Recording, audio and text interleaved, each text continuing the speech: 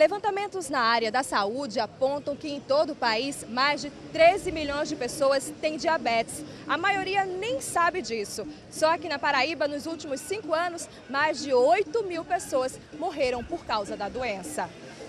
A senhora sabe o que é diabetes? É glicose alta. Já ouviu falar em diabetes, então? Já, sim. Quando foi a última vez que o senhor procurou o médico para fazer um check-up? Faz uns 10 anos já, viu? Então o senhor pode ter diabetes e nem saber que tem diabetes. Não, exatamente. Isso aí está me preocupando e eu vou, a partir de agora, de janeiro, quando eu estiver mais sossegado, entendeu? Eu vou procurar sobre isso aí, que a idade já está chegando um pouquinho, eu tenho que correr atrás desse negócio da diabetes, viu? Para não me incomodar bastante, porque eu estou um pouco preocupado com isso aí, viu? Diabetes é uma doença metabólica, certo? Que resulta num excesso de glicose no sangue. Esse excesso de glicose ele vai levar a danos, muitas vezes irreversíveis, a vários órgãos do nosso corpo. Esse dano ocorre porque a glicose que está em excesso dentro nos nossos vasos, essa glicose ela é tóxica para a parede do vaso. Isso faz com que a circulação não chegue adequadamente ao cérebro, aos olhos, ao coração, aos rins e à periferia do nosso corpo, membros inferiores, pés, às vezes até mãos. Então, tudo isso, essa dificuldade na chegada do sangue, leva a uma série de complicações crônicas que podem resultar em vários danos irreversíveis e até a morte do paciente. O diabetes ele vem através da junção de fatores hereditários com hábitos de vida, maus hábitos de vida, no caso. Então, o paciente que desenvolve diabetes, principalmente diabetes tipo 2, ele vem com uma carga genética e que, dentro de um contexto de mau hábito de vida, de sedentarismo, má alimentação e obesidade, principalmente, isso tudo resulta numa resistência a um hormônio chamado insulina e surge o diabetes. Essa dificuldade no metabolismo da glicose que vai resultar nesse excesso de glicose no sangue. Com um simples exame de sangue é possível descobrir a doença. Eu descobri que eu fiquei perdendo peso, esmagrecendo.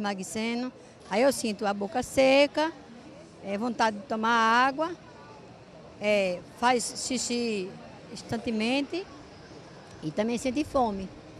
E quando sente fome, dá assim um pouco assim de tremura, aquela vexada para comer, tem que ter alguma coisa para beliscar. Aí eu fui numa clínica, aí fiz o exame, né? Aí deu diabetes. A senhora controla o diabetes? Controlo, bem direitinho. Eu como de tudo, um pouquinho. Não sou exagerada para comer as coisas, de tudo, um pouquinho. E o remédio, controlado, bem direitinho, todos os dias, naquela horinha certinha. 14 de novembro é o Dia Mundial do Diabetes. E não se engane, a doença pode atingir qualquer pessoa, homens, mulheres, gestantes e até crianças. Essa ideia de que somente pessoas mais velhas adquirem diabetes tipo 2 é errado. Se mesmo uma criança ou até um adolescente, se ele nasce geneticamente programado e ele leva uma vida sedentária, com maus hábitos alimentares, eles também podem desenvolver diabetes tipo 2. Existe uma diferença do diabetes tipo 1 para o diabetes tipo 2. No diabetes tipo 2, essa interação ela existe, que eu acabei de falar, da carga genética com a questão ambiental, né, os maus hábitos de vida do indivíduo, enquanto que o diabetes tipo 1, o que leva à doença é mais a carga genética. Então, mesmo uma pessoa que tenha bons hábitos de vida, ela pode desenvolver o diabetes tipo 1, mesmo, na maioria das vezes, a partir da infância e adolescência, o quadro surge. A gestação é uma situação singular no corpo da mulher.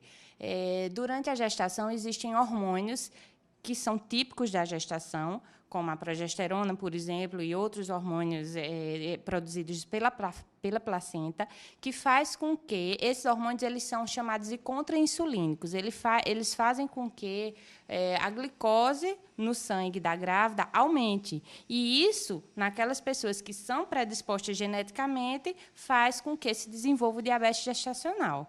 Então, não só todas as mulheres, elas devem passar, gestantes, devem passar pela triagem triagem também do diabetes gestacional, e é importante lembrar que toda gestante que desenvolve diabetes gestacional, ela já é fator de risco para desenvolver diabetes tipo 2 no seu futuro.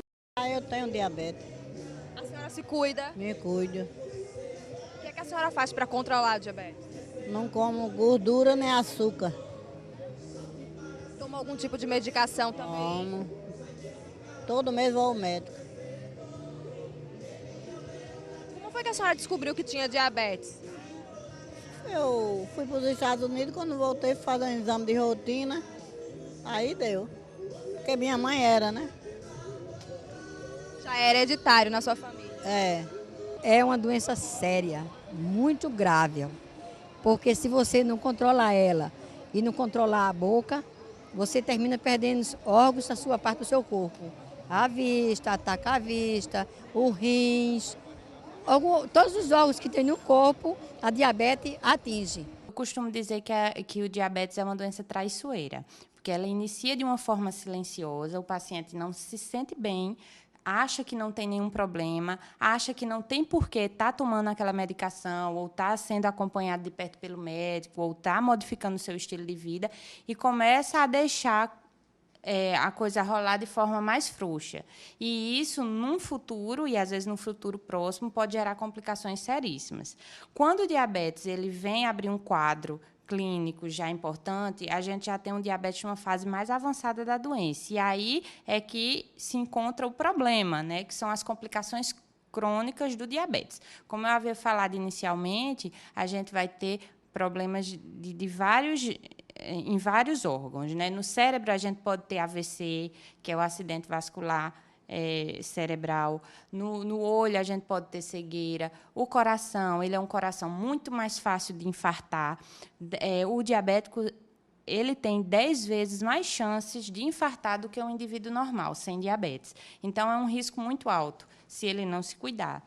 Além disso, insuficiência renal, que muitas vezes leva à necessidade de hemodiálise para o resto da vida, né? Além de problemas como pé diabético, neuropatia periférica, que é no caso em que os pés eles perdem a sensibilidade, e isso predispõe à formação de feridas, e muitas vezes essa situação toda levando à amputação.